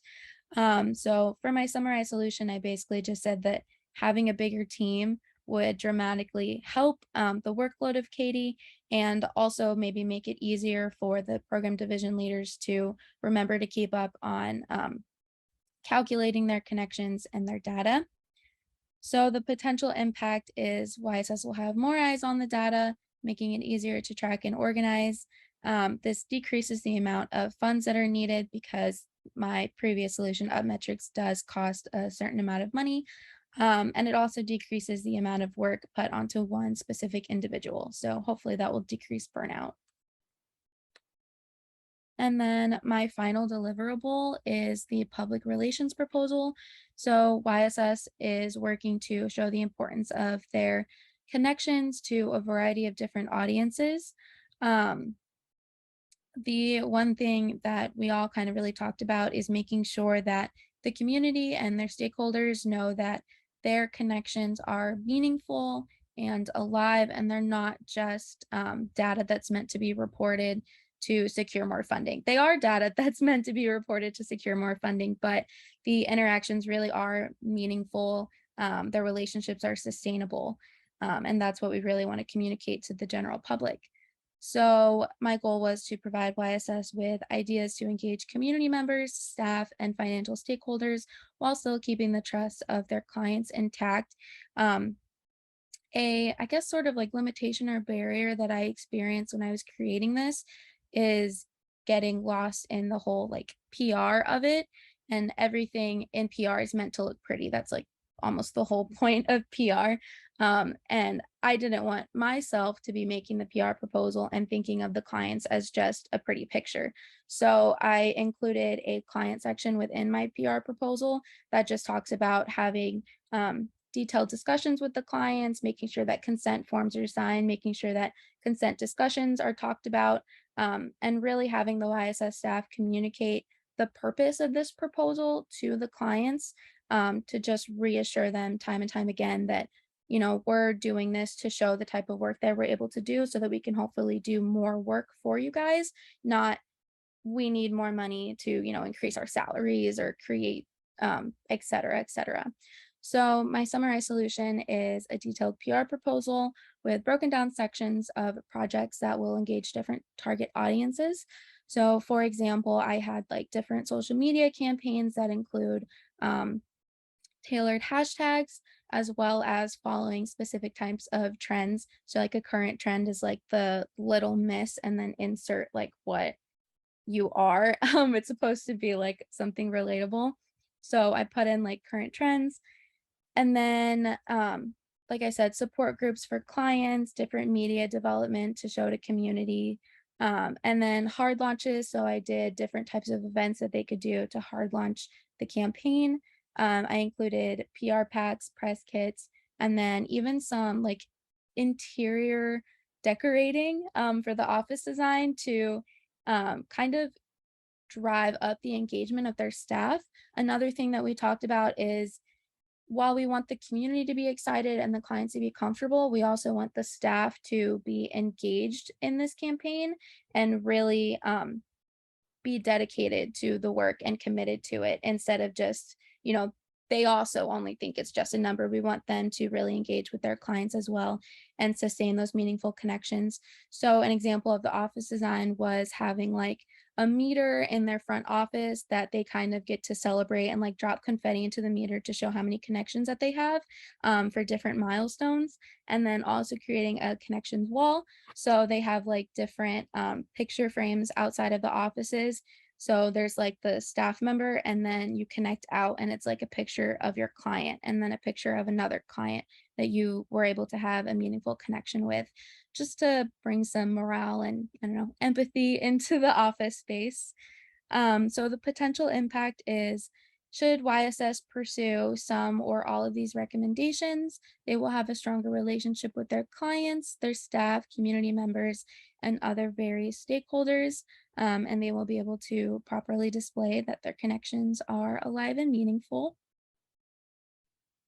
And then this is just like an example. That's the first page of the campaign strategy that I completed for them. And then this is just part of the like social media kit when I was talking about social media campaigns. So just a little taste of that.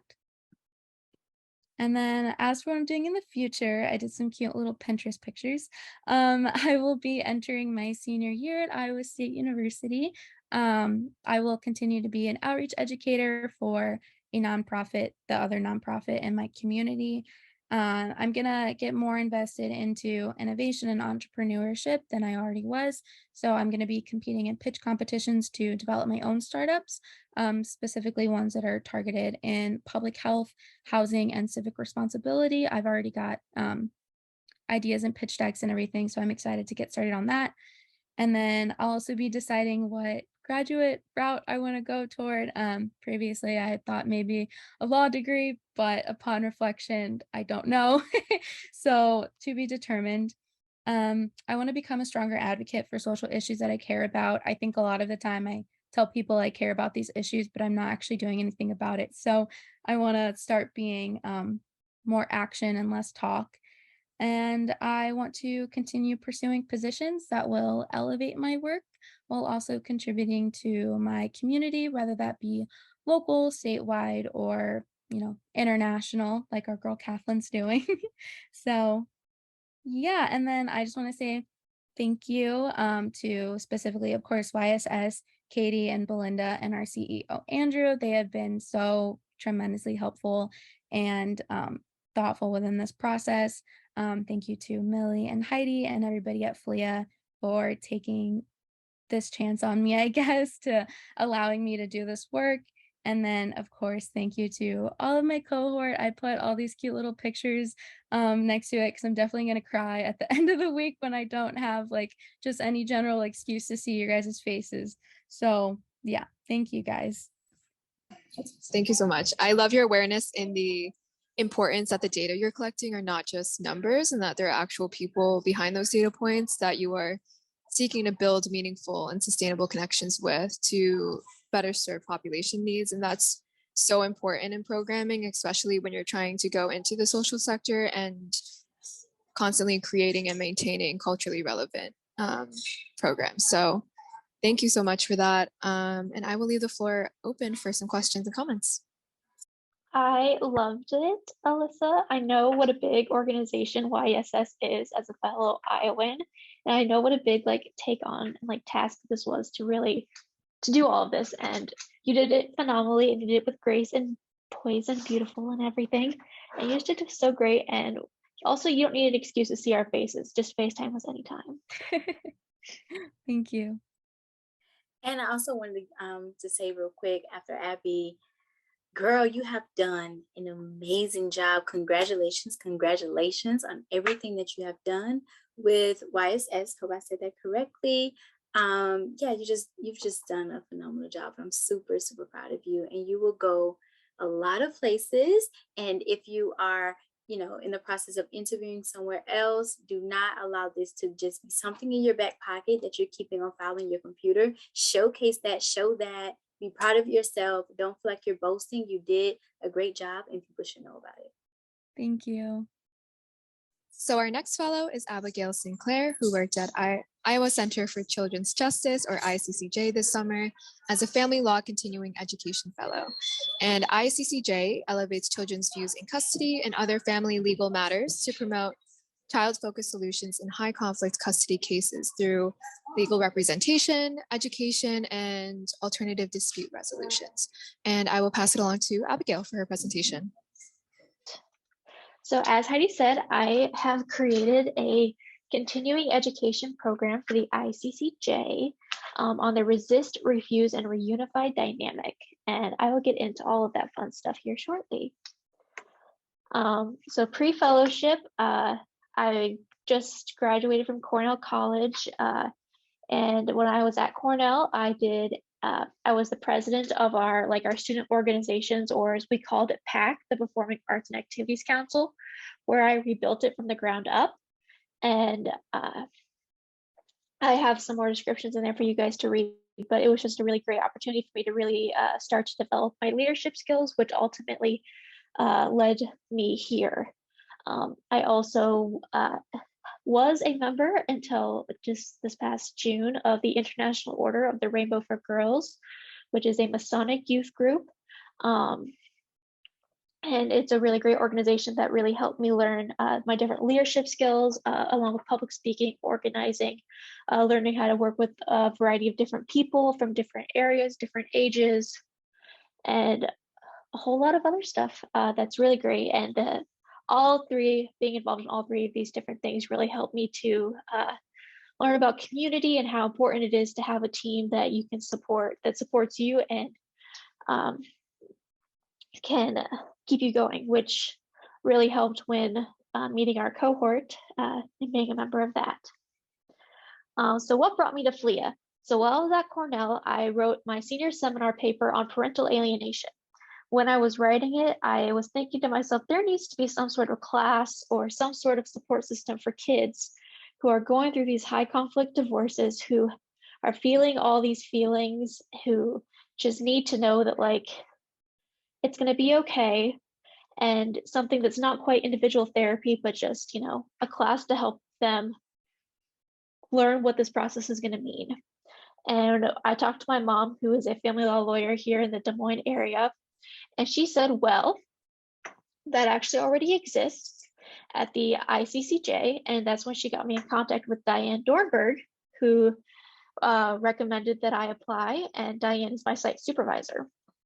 And my intentions are quite straightforward once I figured out what the ICCJ wanted and what I wanted from FLIA. And so I just really wanted to, at the end of the day, I just want to help kids who are going through divorce. I know that it can be a very traumatic experience, and it can be lessened by just the amount of knowledge that people have of what to do, what not to do, what the different long-term effects can be for certain types of behaviors, which I'll get into. I know it's very vague, and from FLIA, I really just wanted to learn how to grow as a professional outside of the academic community.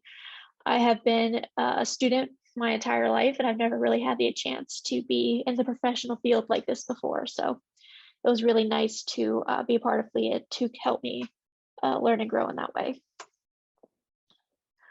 So the resist, refuse, and reunify CLE that I created.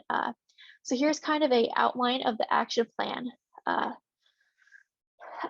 So my project outcome is to create a 4 to 6 hour continuing education program that is designed for lawyers, mental health professionals, and judges to better understand the complex dynamic that is when a child resists and refuses to see the other parent and the process it takes to get to reunify.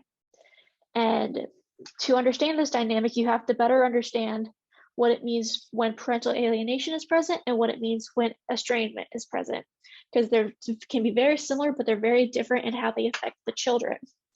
And so in order to create this CLE, I had to create the content for this 6 hour CLE.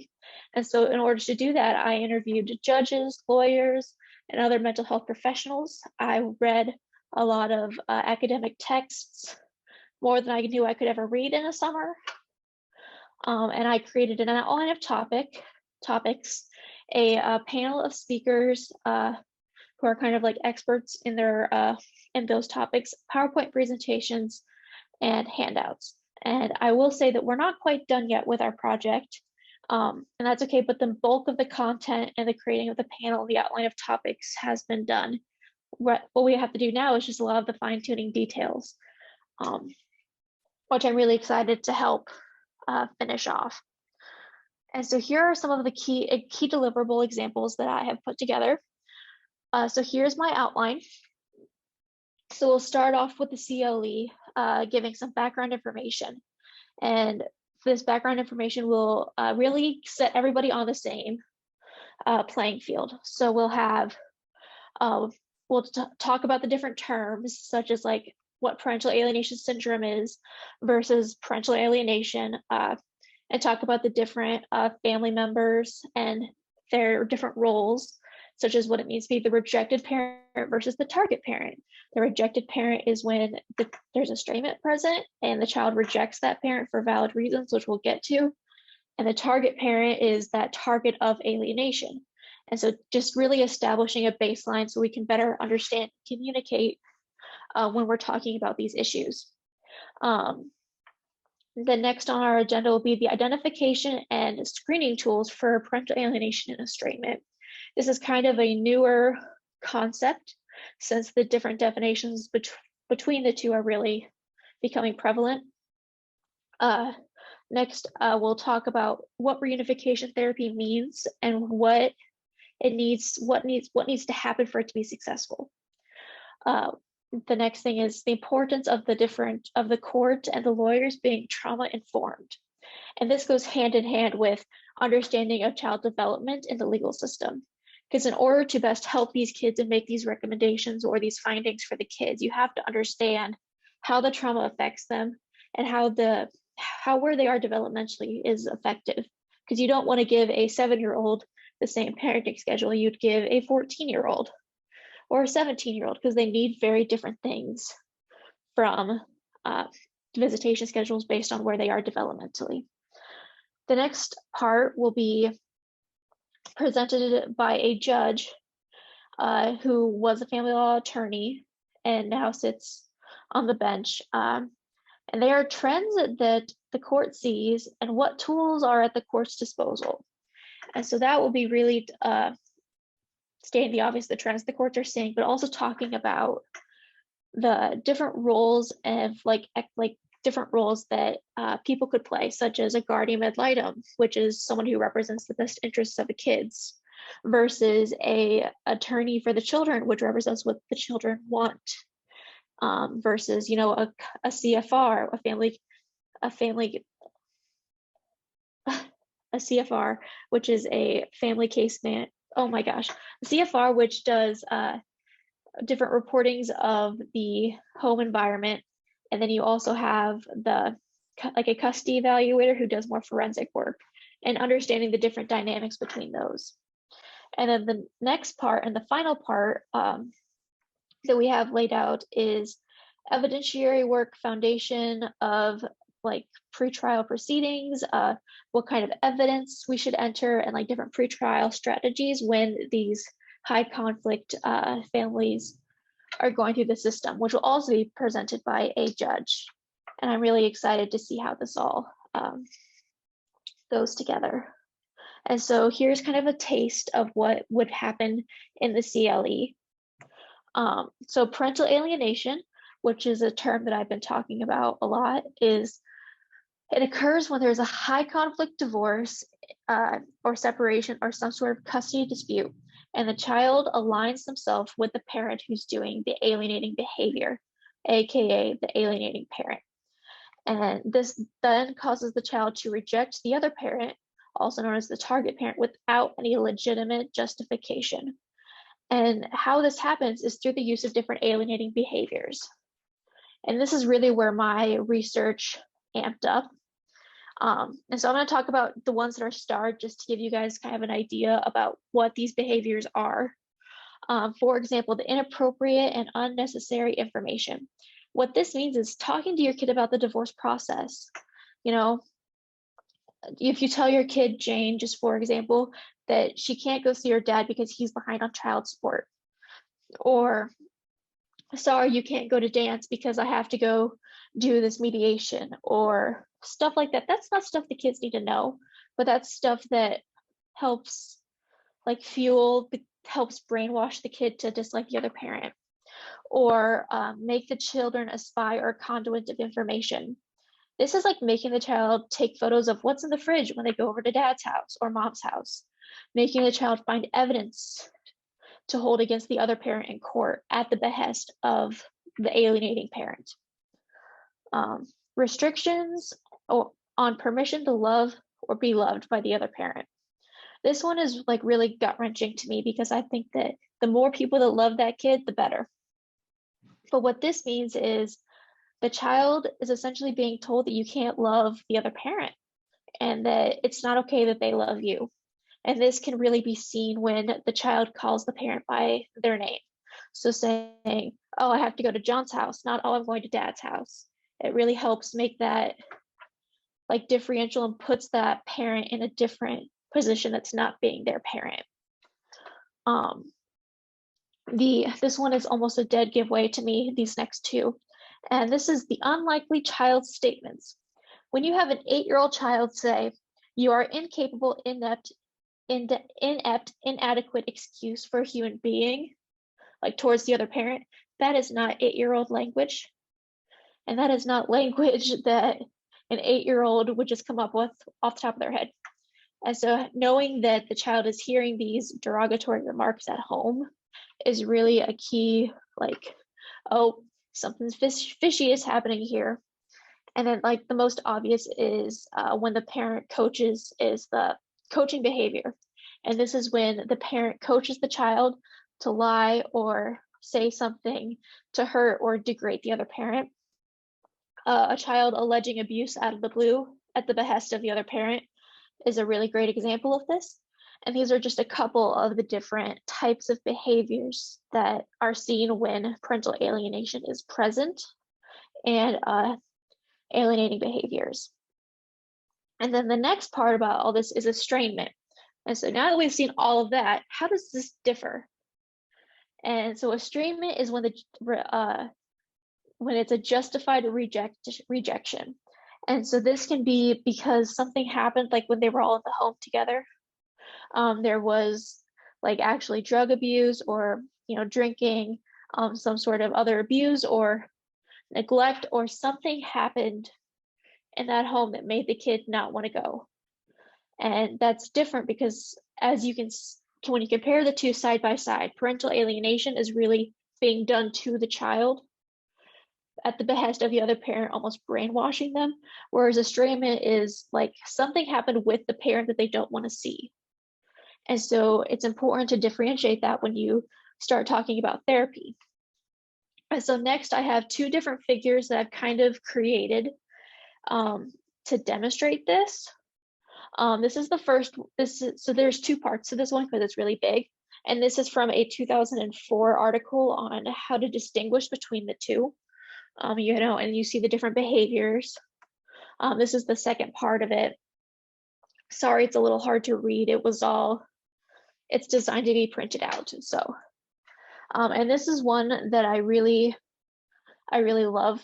And this is where it shows you the different behaviors and the different treatments that need to be done for the different individual behaviors, which I think is a really key point in understanding why you need to differentiate between the two of alienation versus estrangement, because the interventions on the mental health professional side are very different. And the legal court system at the moment, they know this, but they don't know what to do about it, or how to identify it or what to do. And so that's the whole point of the CLE, is to help help get everybody on the same page and help them understand what's happening.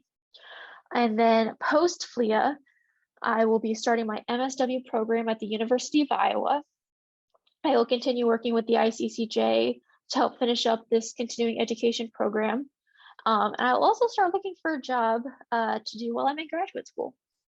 So yes, thank you guys. Abby, what program or software do you use to make those incredible flowcharts? Give us a secret, give us a tea. I use a program that I downloaded from my Mac called Flowchart Designer. It's just the free version. I also have made similar ones like using Google Flow. I just find that it's easier to find different shapes than like on Word. But yeah, I don't know if you could tell, but I have a thing for rainbows and color coding. So, and those are almost like carbon copies from the ones on the research articles, but they're all in black and white, and they're kind of hard to read and like then share to like a group when you're presenting a CLE, when it's even hard to see like reading it on paper. So that's why I decided to do that. Hey, Abby, I do have a question, and I think it's something like that could go across all the fellows, given the gravity of the work that you're doing. I know that it is directly tied to your individual motivations, and it's something you're very fascinated with, solving this particular problem, but like you're dealing with some really dark stuff, and potentially things that are like heavy to handle.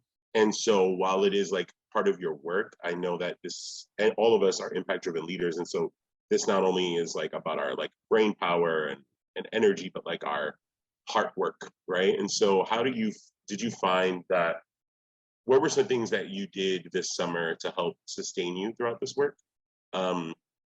Potentially to like reset, rejuvenate, and still, stay light and bright in spite of the dark things you're working through? That's a really great question. It is very intense and deep work. I think there's three main components. The first one is I'm a crazy cat lady. And so the fact that I'm home and I can go home and see my cats or do whatever and like have that attention is very helpful.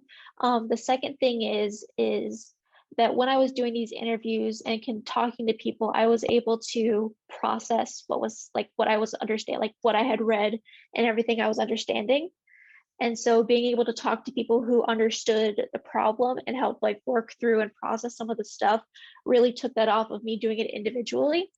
And the third part is, it's about halfway through the summer, I noticed that I just was like running out of energy. And so I actually started working out and going to swim and, doing that with my best friend. And so I've been seeing her almost every day while also working out. And so I think that that's the other like third part of that for me.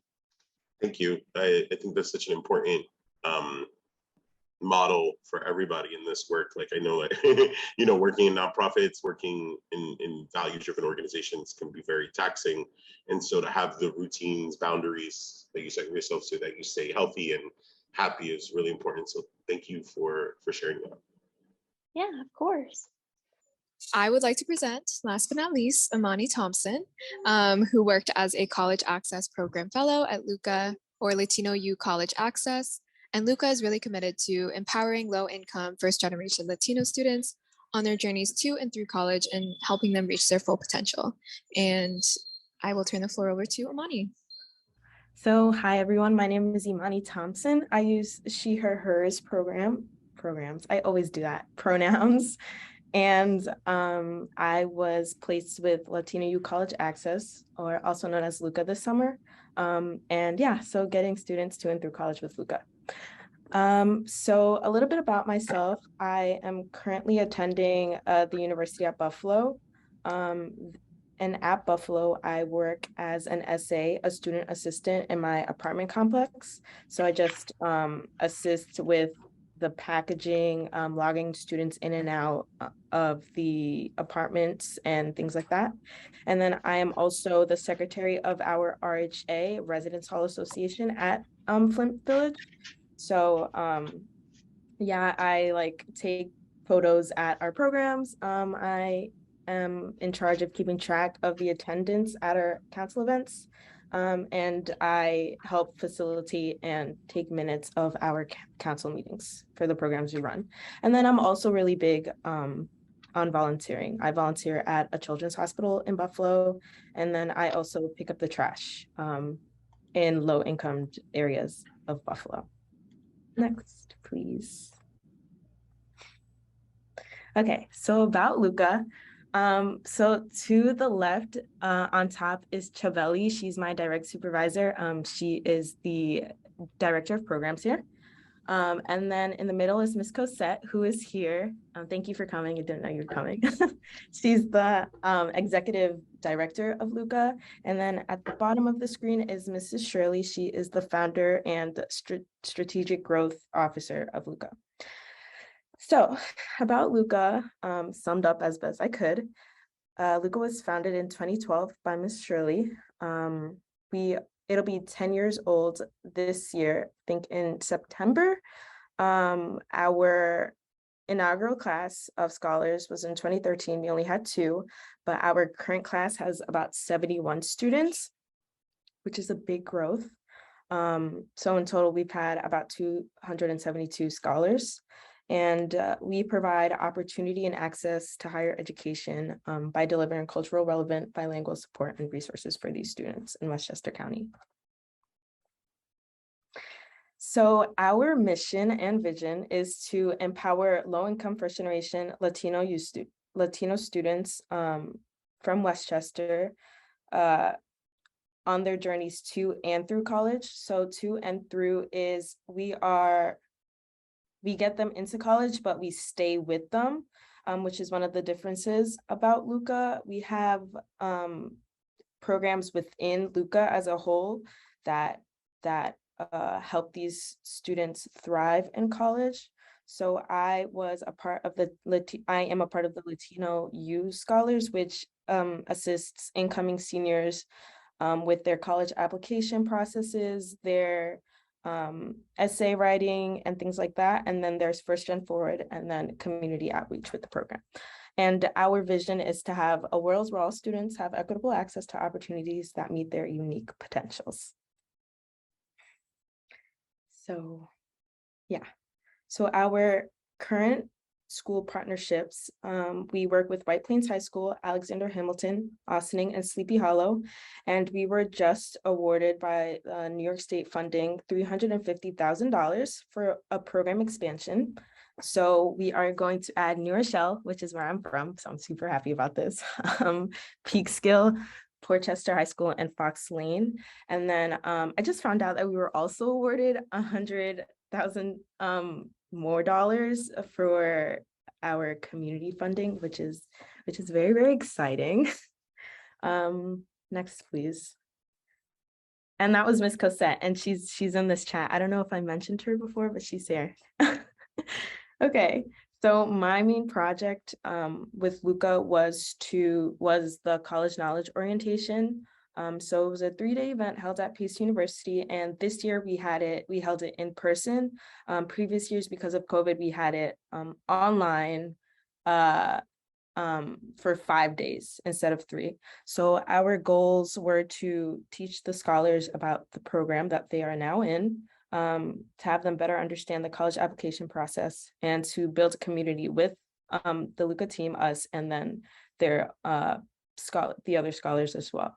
So my job was to basically find some engagement ideas for college knowledge orientation, as well as just refresh the slides that we used from the previous years. And so here are some pictures from CKO. So we had some guest speakers. We had the scholars go on a tour of PACE. We also had some FGF scholars come and speak to our current scholars about their experiences. And then we had Andres host a writing workshop, and he was, I think, one of the first or second cohort for LUCA. So that was really exciting as well. Okay, so some outcomes. I was tasked with creating a summary of college knowledge orientation. And so we had about 16 questions, and 43 out of the about 60 scholars who participated in college knowledge responded. So a majority of the scholars felt very satisfied with the college knowledge orientation as a whole. And then 21% reported that they felt satisfied with it. And then when asked about the sessions that stood out to them the most, the most